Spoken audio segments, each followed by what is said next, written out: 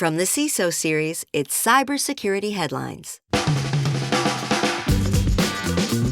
These are the cybersecurity headlines for Monday, April 27th, 2026.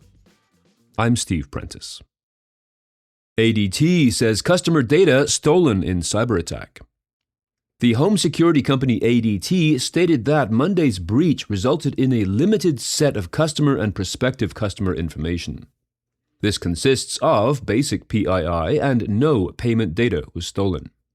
An ADT spokesperson said, quote, customer security systems were not affected or compromised in any way, end quote. This past Thursday, the Shiny Hunters group claimed to have stolen 10 million records and threatened to leak the data if a ransom was not forthcoming. SMS blasting comes to Toronto. We have reported on SMS blasting before, but not in North America. SMS blasters operate by mimicking legitimate cellular base stations, effectively tricking nearby phones into connecting to them instead of official mobile networks, and are often fitted into cars, allowing cybercriminals to drive through densely packed cities and capture thousands of active cell numbers in order to blast out spam messages. Now, police in Canada's largest city have arrested 3 men in the country's first known criminal case of this type. The investigation leading to the arrest began last November after being alerted to a suspicious device operating in downtown Toronto. Over the following months, quote, police tracked the device moving through several locations across the Greater Toronto area, and 2 suspects were arrested in March, end quote.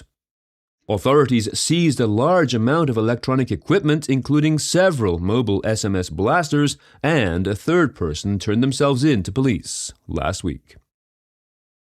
Microsoft Windows Insider program gets an overhaul. The revamped program has been announced as part of, quote, broader plans to address reliability concerns in Windows 11, end quote.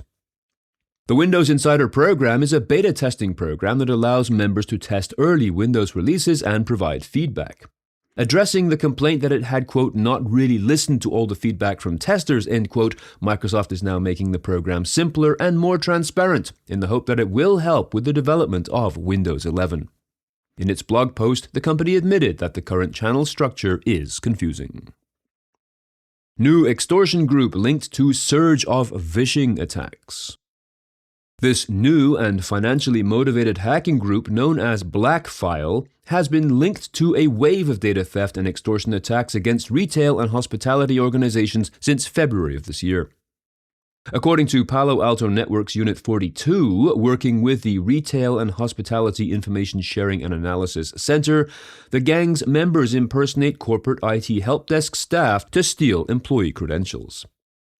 Unit 42 says this gang is likely linked to The Com, which is a network of cybercriminals known for targeting and recruiting young people for extortion, violence, and other crimes. In this wave, the attackers use voice-based phishing, that's vishing, from spoofed VoIP numbers or fraudulent caller ID names as a social engineering technique.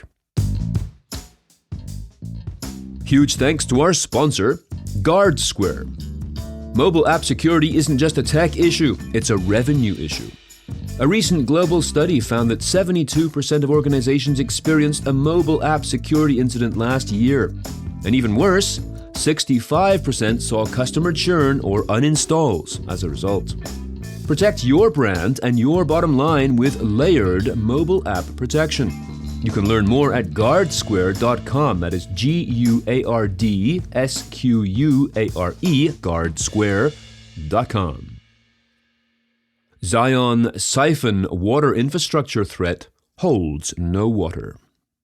Following up on a story we covered last week, the malware called Zion Siphon, first identified by AI cybersecurity firm Darktrace and described as targeting operational technology and industrial control system environments in Israel's water infrastructure, might not be anything more than hype. A malware analyst at Dragos called the malware nothing more than hype, stating that, quote, whoever wrote the malware appears to have little knowledge of how operational technology works at Israeli water plants, end quote. It appears the developers, quote, used AI to generate significant portions of the code, leading to hallucinations, guesses, and errors, and was so riddled with logic errors and invalid assumptions that Dragos says it would have been inoperable. The company adds there are publicly less than 10 malware samples capable of threatening industrial control systems, and Xeon Siphon is not one of them. Researchers find pre-Stuxnet malware targeting engineering software.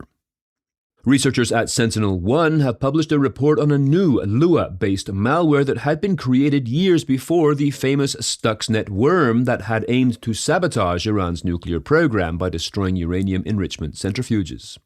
This previously undocumented cyber-sabotage framework dates back to 2005 and primarily targeted high-precision calculation software to tamper with results. It has been codenamed FAST-16. It also precedes the earliest known samples of Flame, also known as Flamer and Skywiper, making it the first strain of Windows malware to embed a Lua engine. Carnival Cruise Lines suffers breach and extortion. Troy Hunt's Have I Been Pwned has potentially identified 7.5 million unique email addresses belonging to a subsidiary of the world's largest cruise company. The addresses appear to relate to the Mariner Society loyalty program run by Holland America Line, which is a subsidiary of Carnival Corporation. The exposed data includes names, dates of birth, genders, and membership status details, the type of personal data that attackers can easily repurpose for fraud or phishing. Carnival has acknowledged a security incident, and meanwhile, the Shiny Hunters extortion crew published what it claims as, quote, terabytes of internal corporate data, end quote, after negotiations with the cruise line failed.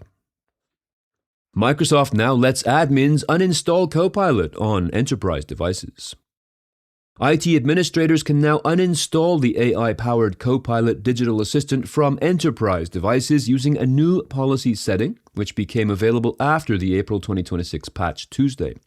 It's called Remove Microsoft Copilot App, and is available as a policy CSP and group policy after deploying this month's Windows security updates on endpoints managed via Microsoft Intune or System Center Configuration Manager. This policy will only apply to Windows 11 25H2 devices where the Microsoft 365 Copilot and Microsoft Copilot are both installed.